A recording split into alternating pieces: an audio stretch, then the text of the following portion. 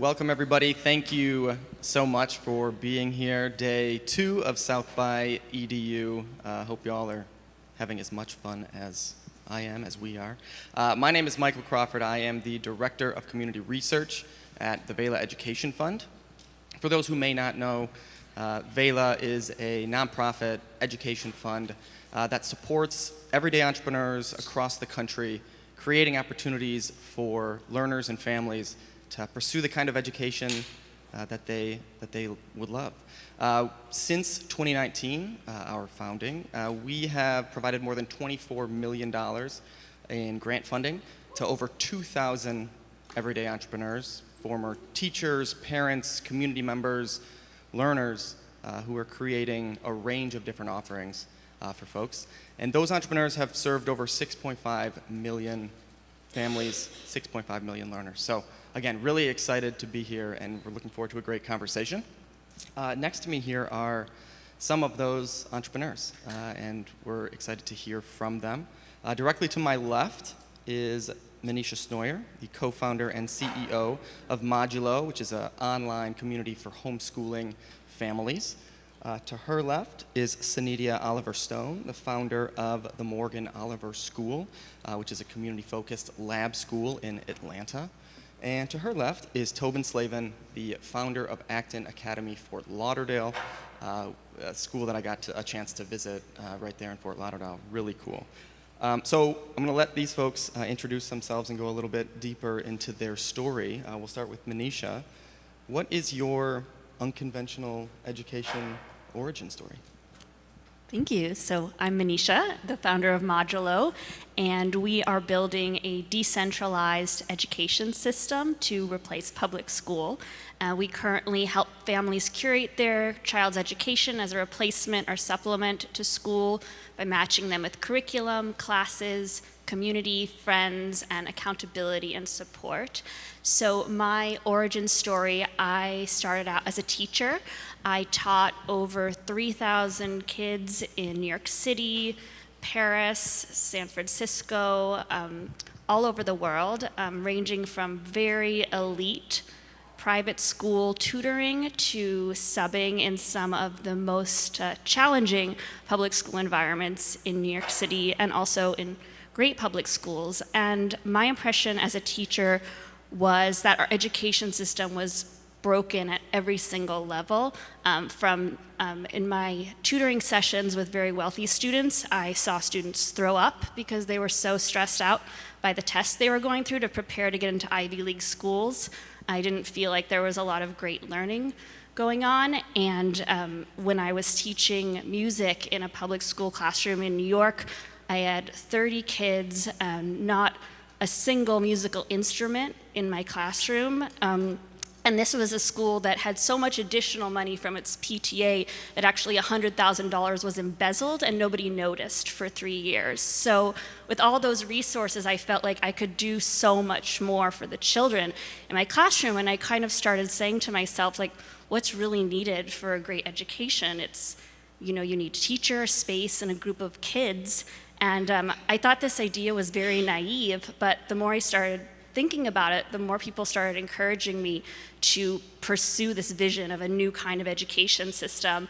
My first company was called Cottage Class, and it was a platform to help teachers start microschools. And after I worked on that for a couple years, I started feeling like education could actually be even more wildly different than just a school environment. And so Modulo is really kind of starting at square one and seeing all these building blocks that are necessary for good education, good socialization, good childcare, and rethinking the entire model. And I will say much of what we've built today is really inspired by decades of secular homeschooling families iterating and building this incredibly rich intellectual experience for their children, really wonderful, diverse social groups. And I'm just kind of taking what they've built and creating an ed tech platform that can make this accessible to all students around the world. Love that. Thank you. And Sanidla, how did you come to this work? Yeah, so my name is Sanidla. I'm the head and founder of the Morgan Oliver School in Atlanta.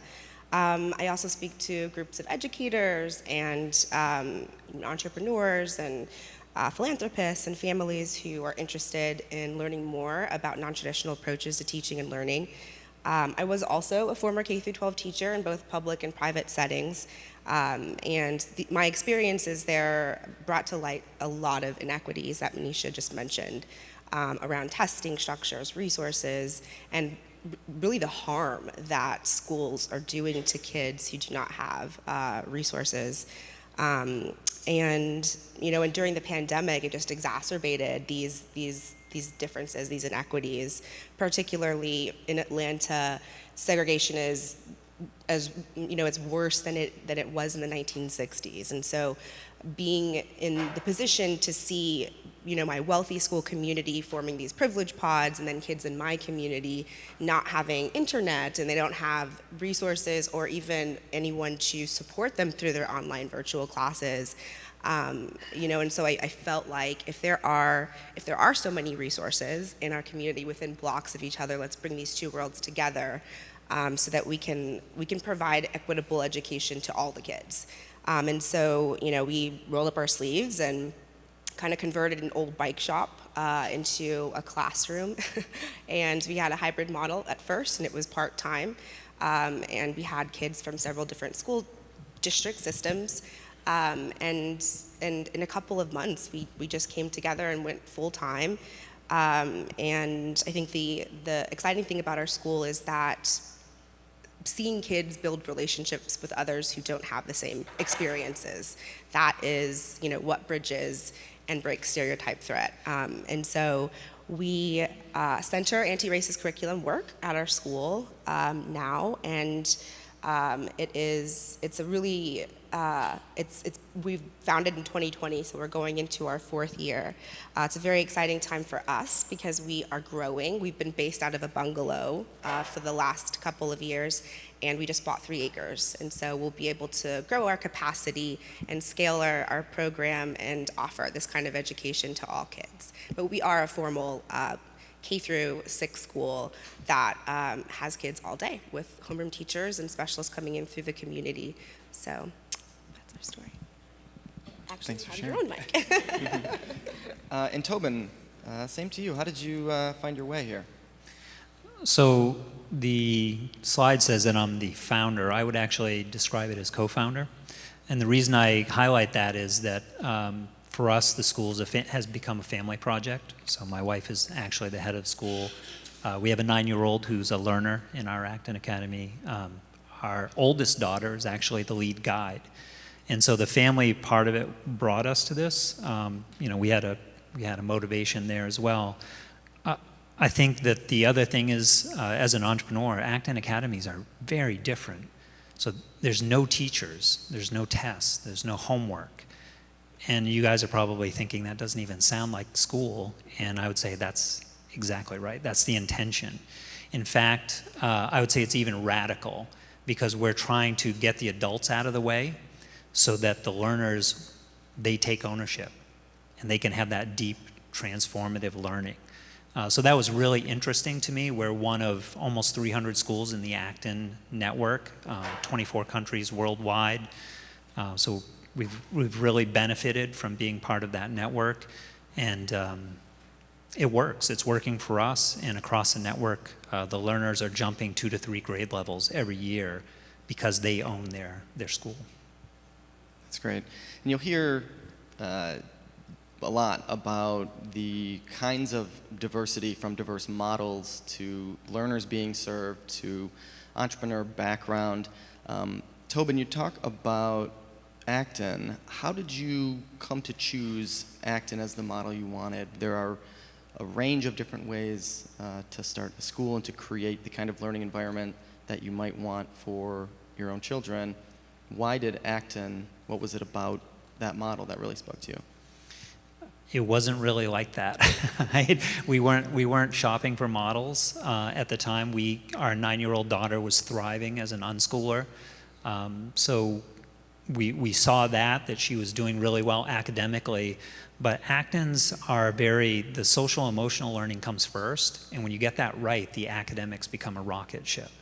And she was doing really well with the academics, but that peer-to-peer learning environment, we weren't going to be able to create that at home or even with some of the extracurricular activities that we did. And I was fortunate. I actually interviewed one of the other Acton owners. I had never heard of the network or the schools, but I interviewed him for a podcast.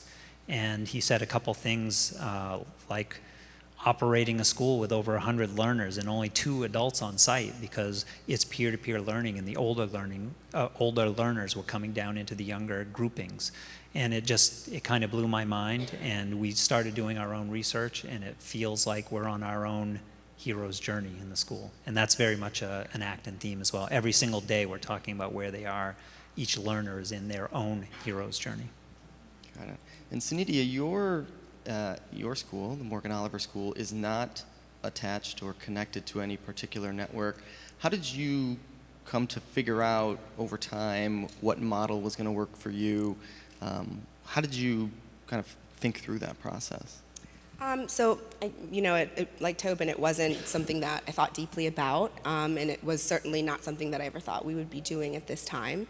But the pandemic, provided an opportunity to do something, to act, because we had to. I'm a parent as well. We have 2 children who really need that social connection, an in-person experience. Virtual learning was not going to work for my kids, and it really doesn't work for most kids. So I wanted to create a space in collaboration with some community stakeholders that would do everything differently. In private school spaces, oftentimes there's a story that's black kids, brown kids, there's a story that's written about them before they walk through the door.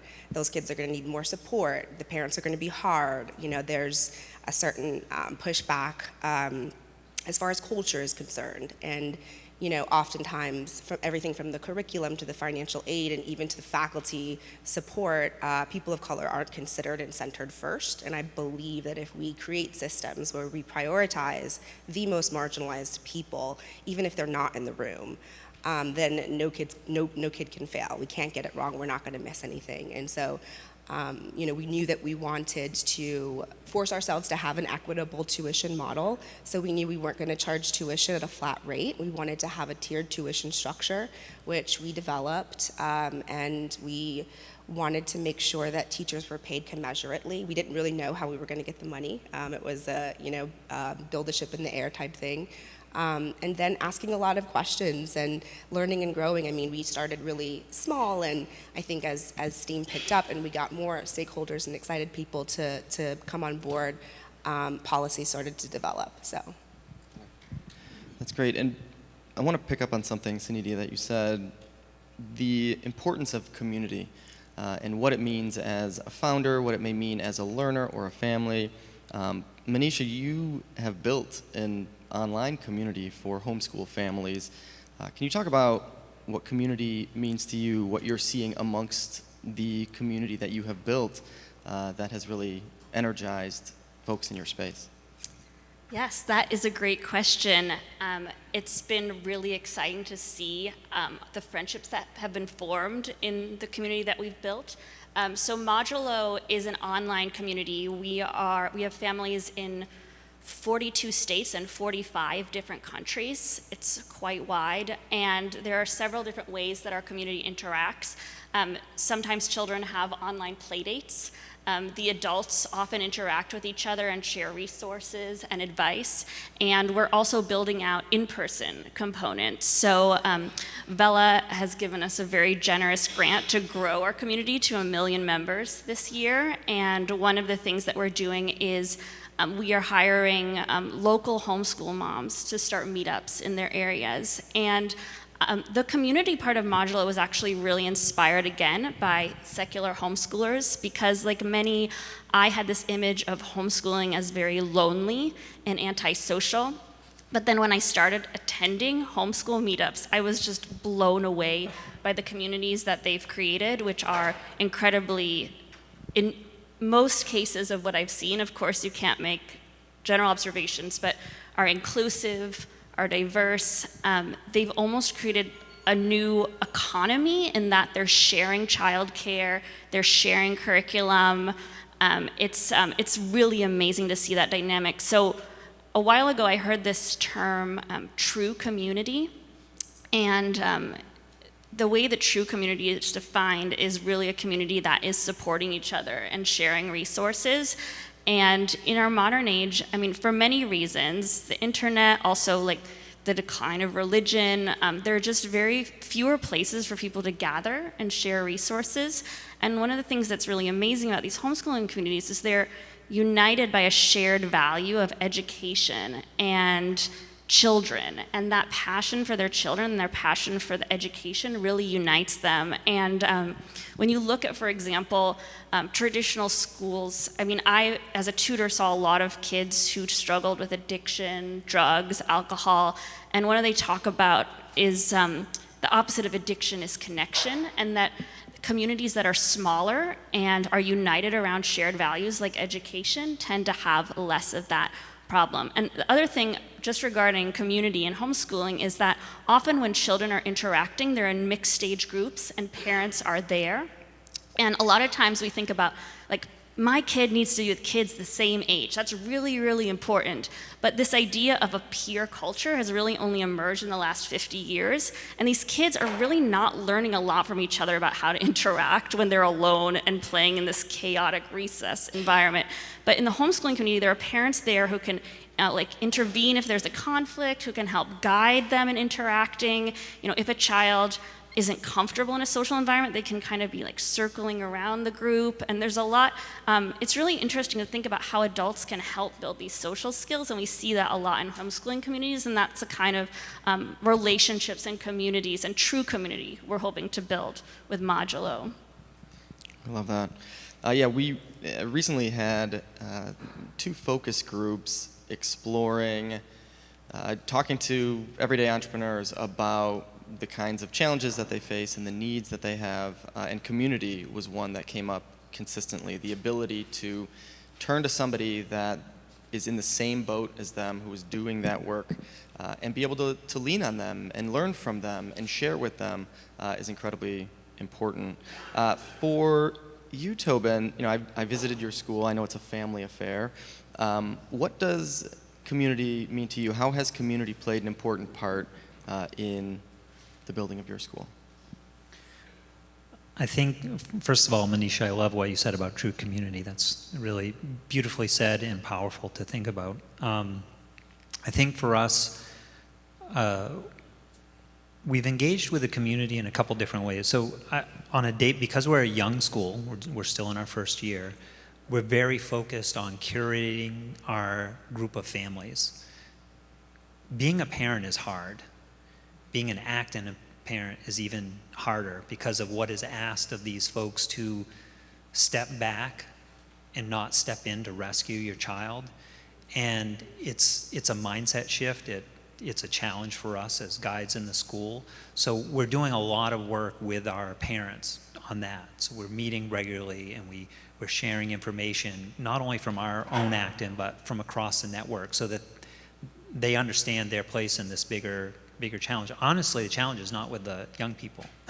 They embrace it. You know, if you tell them you're going to be able to go do this learning, and an adult's not going to tell you what to do, that sounds very attractive. But for the parents, it is a challenge, and for, you know, as a former teacher myself, it's hard not to step in. So I think our first order of business has been to essentially put on our own mask first before we can help others. And then there's a lot of opportunities to engage with our community in South Florida. So, for example, Actons are very entrepreneurial. Each year we host a children's business fair that's coming up in June. That's not just for our own learners, we do it for the whole community, but we love the real world aspects of being able to go out, fail, pick yourself up, learn from that experience, and do something creative and put a little money in your pocket when you're 6, 7 years old. That's a big deal if you actually create something, sell it, talk to a stranger about it. So we're integrating in events that way, and I think we've also benefited a lot from the community. So what VELA has helped create, some of our fellow microschool owners have created a really robust network in South Florida, and we benefit a lot from that ecosystem. So I appreciate them. They started it, we plugged into it. we benefit a lot from the Acton network as well. So we've got a lot of support around us, and it's our turn to give back. That's great. Yeah, South Florida, for those who don't know, is a wellspring of everyday entrepreneurs doing fascinating things. And in fact, after this panel, there's another panel with Shireen Radigan, who does all kinds of awesome stuff down there. So strongly recommend checking that panel out and checking out South Florida for everyday entrepreneurs doing great things. Sanidla, you mentioned the importance of community, and I'm curious how families and learners find your school, how you find them, how do you ensure that the community is part of the school in a big way? Yeah, I mean, I think community is everything, right? If we're trying to bring back smaller schools, more intimate, and give kids and families proximity to each other, we have to really rethink how we're engaging with community and how we are collectively considering all of the different elements of a healthy community. So we, instead of having in-house specialists, we reach out to local art studios, local dance studios, we reach out to musicians, we reach out to people. We try to focus and center on people of color because historically they have been marginalized. It's harder for them to get a footing as entrepreneurs, period, space, it's such a generational wealth.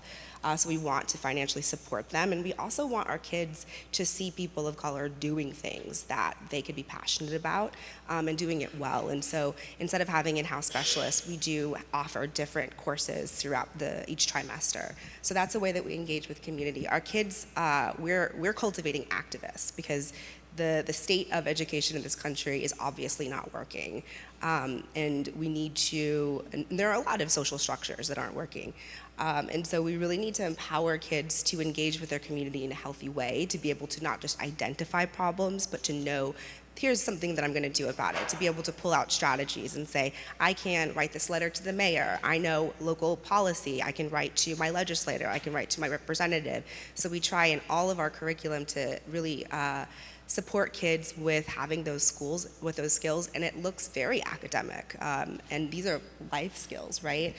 We think about community also when we have partnerships. We partner with the YMCA to give swim lessons to kids who couldn't swim, and now they are proficient swimmers after a swim clinic. We partner with local sports organizations to offer PE, but all of these partnerships, and we partner with restaurateurs to offer food programs for our kids.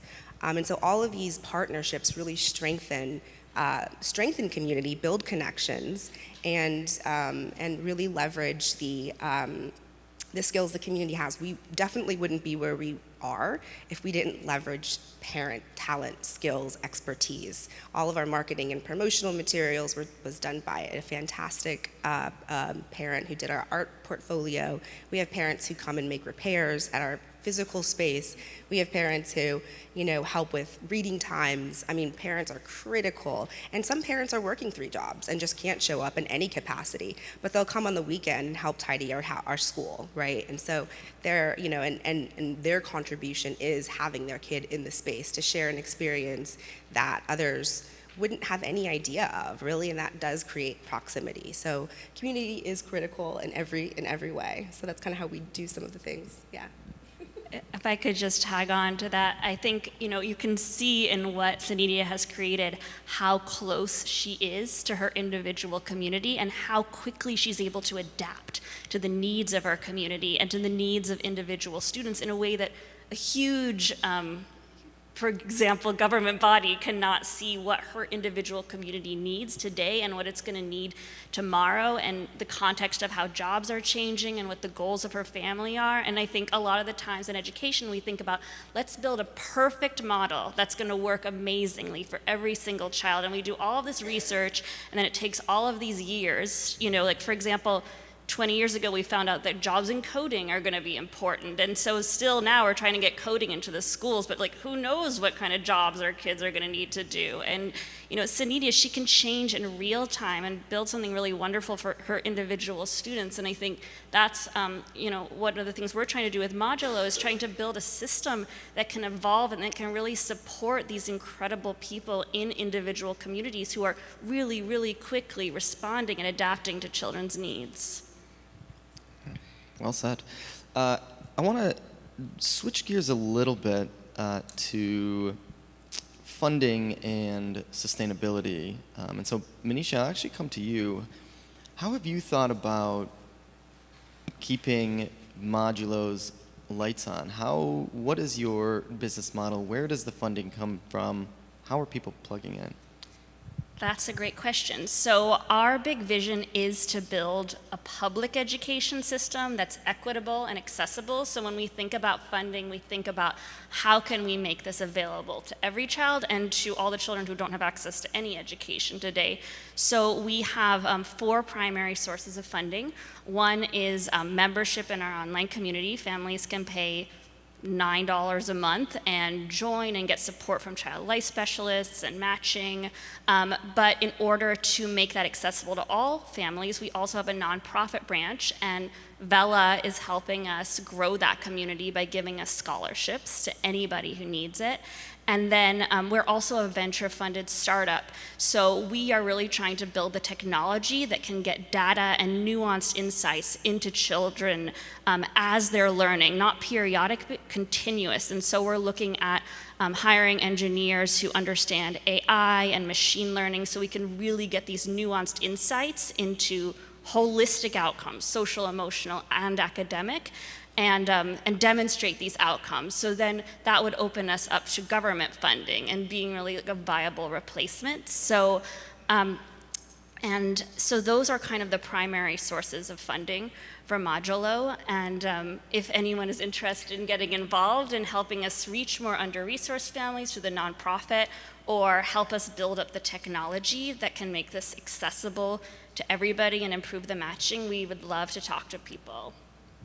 That's great. We recently, last winter, fall, conducted a survey among our grantees around their business models, around their facilities, around their revenue, and it turns out that the overwhelming majority of grantees are actually generating revenue through participants, through tuition, through fees. It isn't the case that they are just getting a bunch of external dollars coming in, and that's what is allowing them to be sustainable. Instead, they're being creative. Sanidla talked about different ways that families can contribute to be able to plug in. Whether they have the financial resources or not, there's always something that folks can do to be able to gain access to some great opportunities. Tobin, I was wondering, in Acton and Fort Lauderdale, what does it look like for you? How are you thinking about sustainability? How are you thinking about ensuring that the lights stay on and that the school survives? The first thing I want to say is that I won't say that we wouldn't have survived, but the support that VELA provided came exactly when we needed it most. So if you talk to any micro school owner out there, at some point the bricks and mortar become part of the question. We had one of those stories ourselves where we started in an old historical home in Fort Lauderdale. We couldn't get permitted there. And so we had to, and we had already enrolled families, we were underway, we had to step back. And it was a challenge. It's a big challenge, and depending on where you are in the country, sometimes it can be nearly impossible. But with VELA's support, we were able to get into a former school space, which is not only great for where we are, you saw it directly, Michael, but it's also, we have room to grow. We'll have eventually 100 to 150 learners. Right now we have 17, so we're just getting started. Interestingly, we have 4 adults in the space, myself included. When we have over 100 learners, we'll have 4 adults or fewer.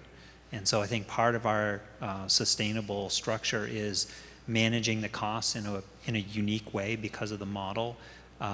This happened a couple weeks ago. We had COVID in our school. We had a couple families out, and one of our guides was out. And so we took a 10-year-old and an 11-year-old learner, and they ran our younger studio that day. And I spoke with our guide, and she said it was the easiest day she had ever had. She basically sat back and took notes all day and observed, because they knew the systems, the processes had already been provided, and young people love learning from other young people. They'd much rather prefer that environment. And Tobin, you bring up challenges around facilities. We hear challenges sometimes around zoning. Sanidla, I was wondering if you could share a bit about some of the challenges that you have faced in starting the Morgan Oliver School and how you have been creative to kind of work through those. Yeah, so I mean, I think as far as funding is concerned, schools are largely underfunded. The entire structure of funding schools, public and private, are problematic and archaic. They're really old. From Horace Mann, when he first started education, formal public school education in the late 1800s, early 1900s. And I think, that's a foundational and fundamental question that we should be asking policymakers and folks who think through these issues. So, obviously we don't get federal or state funding, which is hard. We also don't have a one primary financial backer. So just like, all of us up here have benefited hugely from VELA's support, and it did come just at the right time. Operations are expensive, and if we want to honor teachers and pay them a living wage, so that they come and bring their full selves, we need to put that first. That has to be a priority. In schools, the facility is just a space, right? But it is the kids and the families and the teachers who are in that space and how they feel valued that really make a difference in how they interface, right, with kids. And so, yeah, challenges mirror Tobin's with being able to go through the zoning process, and that's a very expensive process. There's a lot of barriers in the way to create alternatives to education that are, we kind of stumble on them as we go. I think another challenge has just been getting through the whole accreditation process, right from the start is also another big element there that makes things really tricky. So having guidance, and having some infrastructure support and people who are experts in certain fields has been really helpful. And it's also really expensive if you don't have those connections. So I don't come from generational wealth. My family grew up, pretty poor, and we didn't have a lot of resources to pull from. I used my retirement to start the school, and I think the tuition that we have now definitely keeps the lights on, but there are so many other operational expenses. I think 68% of our revenue comes from donors. They come from foundations and grants. So to make it sustainable, I think that we have to ask that as a community together. What can we do to encourage SBOs and organizations and spaces to think about education and prioritize it first, and teachers? Thanks. Manisha, you sit at a little bit different position relative to Sanidla and Tobin, but I would imagine there have been challenges in creating a community, an online tool, an ed tech company that serves homeschool families. What are some of the challenges that you have been wrangling with recently? That is a great question. So I think there's two challenges. One is the space I'm in is very new, and then there's also personal challenges that I bring to this huge venture of trying to raise millions of dollars to build a new education system. So just in terms of homeschooling being very new, there are so many stereotypes, even around the word homeschooling. And I think that when you're proposing an idea so radical as, okay, right now we take childcare, we take socializing, and we take education, and we put it all in the same place, and we expect students to attain the same outcomes. And instead you say, well, what about you curate your childcare experience? What about you spend more time with your child? What about, you change everything you think about how children should socialize? That's a big jump for a lot of people. So I have a lot of data on the effectiveness of one-on-one mastery learning. There's also data on success outcomes of homeschoolers. There's data on the fact that a lot of homeschoolers are secular and work in tech and are teachers. But that doesn't really seem to have a huge impact on people. What seems to have an impact is sharing stories. When people can relate and see that person like me was struggling with this, and wow, they took their children on a trip around the world, and this amazing story, one of the Reddit homeschooling groups was posting like, can I homeschool as a single mom who's really poor? And this woman said, you know, I just knew I wanted to homeschool, and so I took all my kids and we moved to this farm in Costa Rica where the cost of living was really low, and we volunteered on the farm, and I taught them using these adaptive learning apps, and it's been just the most incredible experience of our entire lives. So these kind of stories really help to bring people over, because I think what a lot of people kind of know, they're not happy with their children's education, but they can't imagine something better could be possible, and there's so much pressure on parents. They always feel like they're failing their kids, they feel like they're being judged by relatives, and so these stories can really help them get from one place to the next. And I'm not saying homeschooling is the best solution for every single person. You know, there's these incredible microschools here, but you know, when a parent really feels like a choice would be better for their kid, those stories can empower them. And then just quickly, in terms of myself, I am a woman in tech. As a teacher, I was also an actress. I never thought about that being a woman would be something that would stop me from getting what I wanted. And when I entered my first really intensive tech accelerator, I started hearing things like, don't share your emotions, like talk in really quick sentences, like everything about me was supposed to change. And then I started going to pitch my startup, and I found out like, okay, women only get 2% of venture capital, even though 50% of businesses are started by women. And I was really grappling with these things, and people kept telling me that I wasn't confident when I showed up to my meetings with investors, and that I should fake confidence. So I kept on trying to fake confidence, and people kept on turning me down for venture capital. And a lot of people are really excited about supporting women entrepreneurs, but there's a lot of hidden bias. Like, for example, I started learning that women are asked preventative questions, whereas like, well, what if a child gets hurt by their teacher? Or how do you vet your teachers? Whereas men are asked questions like, how big could this get? How many millions of dollars could you make? And so I kind of learned to preempt those questions, but I still didn't really have the confidence. And so my co-founder in this project is Eric Ries. Some of you might have heard of him. He wrote The Lean Startup and is really well connected, has worked with a lot of entrepreneurs. And he said to me, like, Manisha, confidence is about integrity.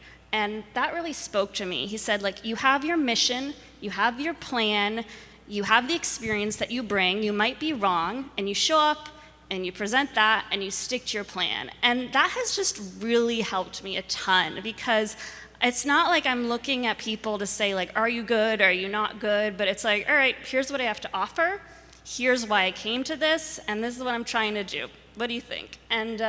And that's been great. So, we just got this amazing grant from VELA. I think, I presented them with the plan, my mission, and they're excited about this insane idea. So, upwards and onwards. That's great. Tobin, I know you have a background in business, a background in marketing. What has surprised you about being an entrepreneur in the education space? It was part of the attraction. I think that's not the surprise, but it certainly drew me in. I think the biggest surprise, honestly, so before I was an entrepreneur, I was a teacher. My master's is in education. In our little school, in our group of 4 adults, I'm actually the liability as a former teacher. Because when you are a teacher and you have something exciting that you want to share, your inclination is to go and teach. And our guides in the schools, and honestly the 2 younger guides are better at this. They're game makers.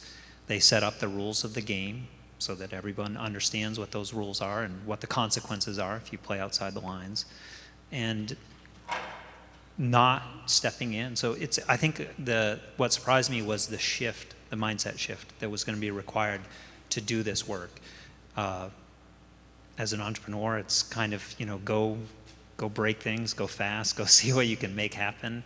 And sometimes it's a trusting process, to trust the young people and follow them, that they know what is best for themselves. They know the pace that they're going to learn. And that's hard, particularly for parents out there. If you have a 7-year-old who's not reading the way you think that they should be, puts a lot of stress on parents, and they get anxious about it. But, age-old wisdom from Maria Montessori, follow the child. And there is a pacing, there is a natural order. And because it's natural, it's always on time, always right. Love that. Sanidla, same kind of question for you. I know you have an education background. What has surprised you about the building, founding, running of a venture like a school? I feel like there's a surprise around every corner. Every day there's a surprise. But I think when it comes to building the school, it has been learning how much relationships matter, and that no one person can do all of it. It really does take a collaborative group effort to come together and to leverage other people's strengths. And so trying to remember that as we move through and grow, and delegating appropriately to people who have skills, and trusting again that that's going to happen. But one of the most surprising things for me has been, someone asked, how do you measure a student's success? And the first thing that came to mind was joy. Are they happy? Are they happy? And if they're joyful, and if they trust the people who are caring for them for 7 hours a day, they're going to be excited about whatever, is put in front of them. And, for our school, we do have a group of kids who are socioeconomically disadvantaged, and their transiency is high, right? So we do really feel like it's imperative for us to prepare them to be able to enter and matriculate into any public school system. So we do follow the standards, and we do have, more structure to our group, because there's just a sense of urgency there.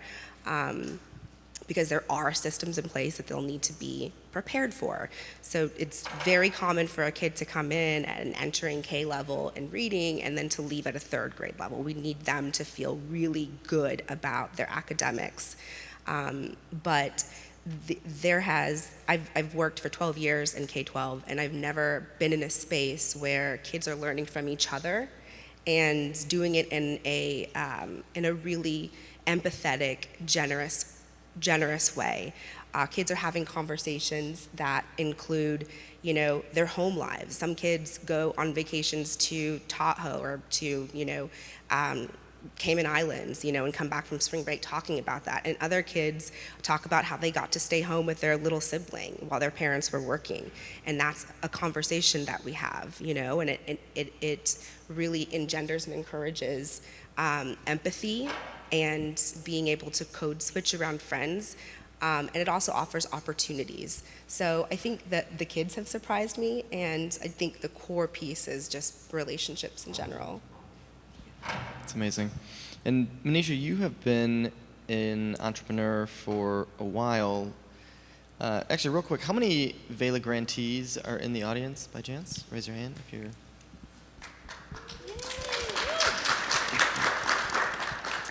And so these are folks who are building their own ship as they fly it often.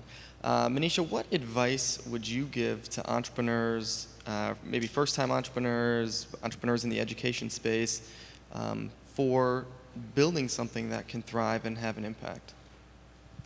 That is a great question. So everybody's situation is different, so there's no advice that fits everybody perfectly, but what I would say has been most critical to me has been to be very, very clear on my mission.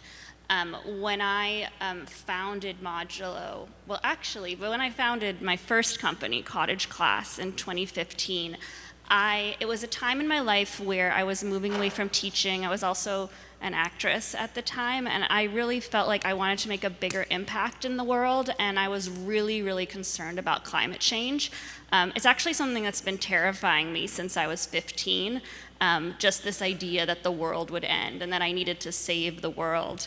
And I felt like what I was doing wasn't making an impact. Like, when I was in college, we had, the war in Iraq was coming out. I was very opposed to the war. I protested, and we still had a war. When I keep on trying to tell people about climate change, and they're still driving their SUVs, and I felt like nothing I was doing was making any impact. So I just stepped back, and I took 2 years to research on how I could make a fundamental difference in these issues I cared about. I read lots of books about how to reduce my own environmental footprint. I compared notes. I read books about how you change people's mind. And for me, everything came back to education. That if you can provide universal access to education, you can help. Actually, the education of young women is one of the top 6 ways to fight climate change.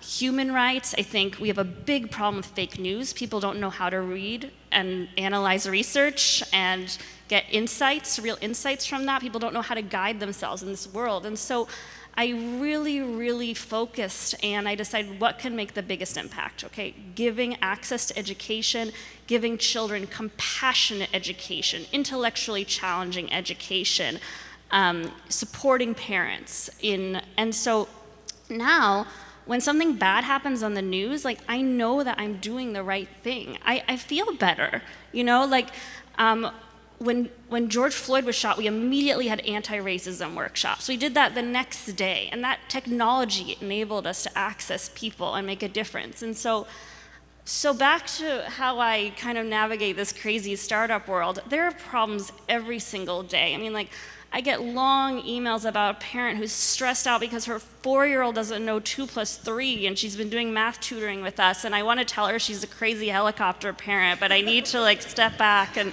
say something profound and connect with the fact that she loves her child, and that's why she's concerned. And in those moments, you know, I mean, so much stuff has gone down. It's crazy. If you've tried to build a business, you know, like, suddenly my lawyer is telling us we owe $30,000 for doing nothing, you know, like, all this stuff. And I just remember, I'm doing this for the children that I love. I'm doing this to fight climate change because, like, I did all that research and I know what my mission is. And so that mission, like, oh, it will get you through some really hard times. So I really recommend that.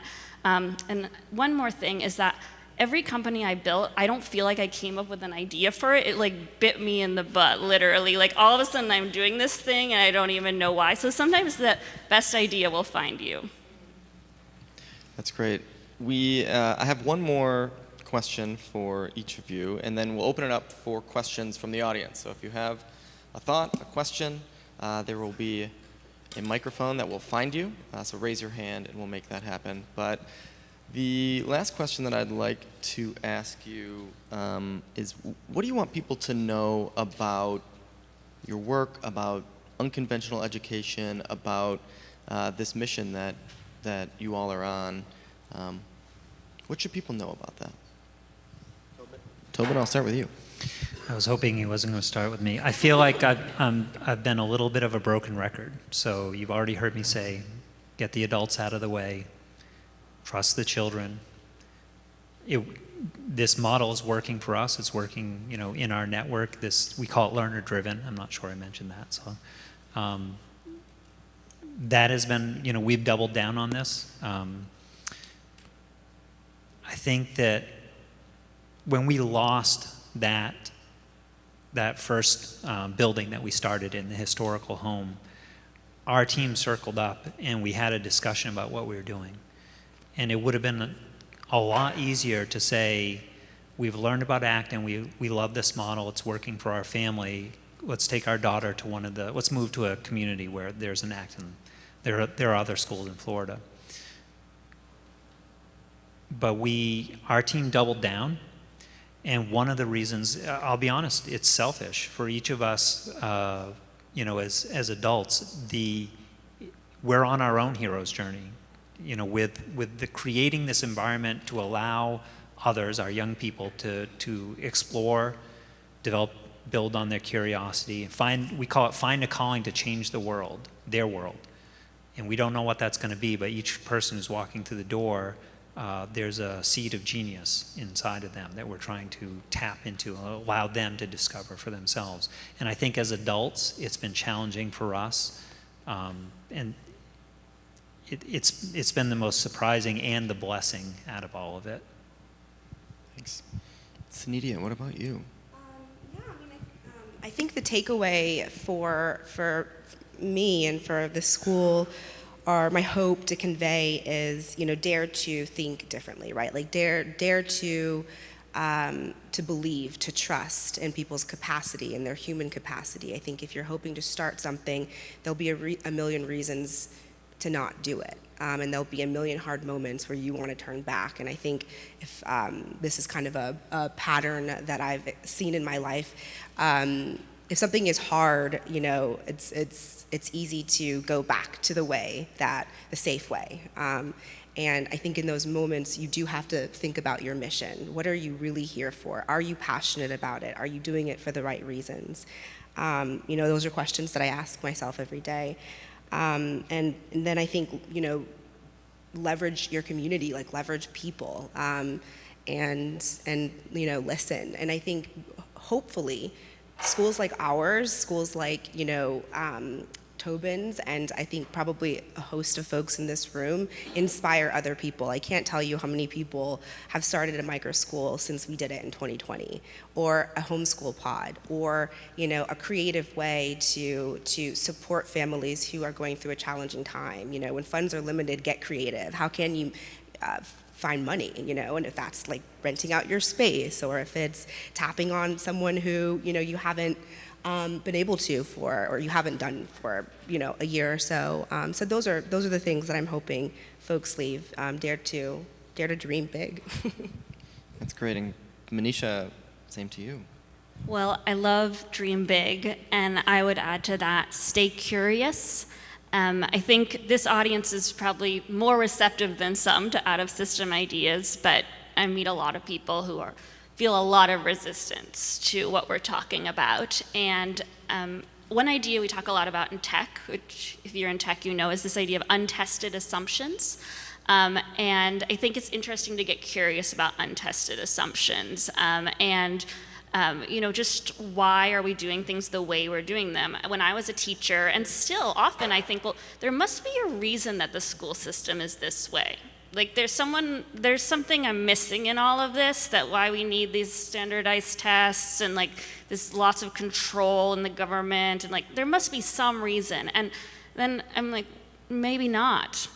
Maybe there isn't a good reason we're doing it this way. So kind of let your mind enter that possibility. If you're curious about homeschooling, go to a homeschool meetup. If you're curious about microschools, visit Morgan Oliver School or Acton Academy. Just get a feel for it. Like, question. Say, what are my untested assumptions? What are the things I believe that I haven't really dug into? That's what I would suggest to you. And then also, if there are any parents here, there is support available to you. I mean, Modulo, you can go to our website, you can sign up, you can ask for a free scholarship, we'll answer any question you have, give you all the support you need. I mean, these people are here to help you, and we want to guide you, so you're not alone. That's great. And with that, we will turn to questions from the audience. Raise your hand. Gentleman over there. Give us some hard ones. I'm Alan Bennett from Education Reimagined. We often relate to equitable access by providing good without means or circumstance being in the way of that. And so as the learning experience that seemed very ecosystemic in design continue to grow and scale out of system, what are your concerns about that equitable access as education being a public good? As it continues to expand and saturate in the out of system space, what are some of your concerns or cautions as that trend continues to grow? Can you repeat that last part? It seems like this ecosystemic design for learning is growing at a pretty rapid pace out of system. As it continues to grow out of system, what are your concerns about equitable access to this type of education to folks? I'd be happy to address that. So during the pandemic, I founded an organization called schoolclosures.org, and it was a hotline for any family to call in and ask what their needs were. And I learned a ton from it, because the biggest needs during the pandemic were access to meals, access to childcare, access to devices, and then there was tutoring and access to learning apps. So if we're building this new education system, it's really important that we don't neglect childcare and meals and all these important social services that school is providing to students. And I also think, what is the harm? What's the worst thing that can happen if people who are passionate about education start small schools? You know, they're not doing it for the money. They're never going to make a lot. Like, it's not going to be, they're doing it because they're passionate and because they feel like they can serve a need in their community. And I think if we do trust them and help with the infrastructure and help with the organizational management and the administrative part, that's what takes me away from the classroom. All of that stuff, which is fine, but it's limiting. And so that's what I would say. What's the worst thing that can happen if it does come to? I hope it does come to pass. Any other questions?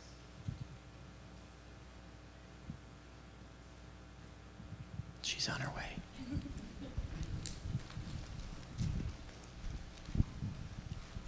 So my question is for Sanidla. In your program, is parent involvement, and I don't know if this was asked before, is parent involvement a requirement in your program? No, because some parents don't have that ability, right? So I think we do encourage parents to come into the classroom in any way that they can and to contribute to the community in any way they can. And there is a sense of reciprocity. So parents show up in different ways. Parents, like I said, they can come and help garden on the weekends. They oftentimes will, be chaperones when they can, but there's no required hours of volunteering. Right here.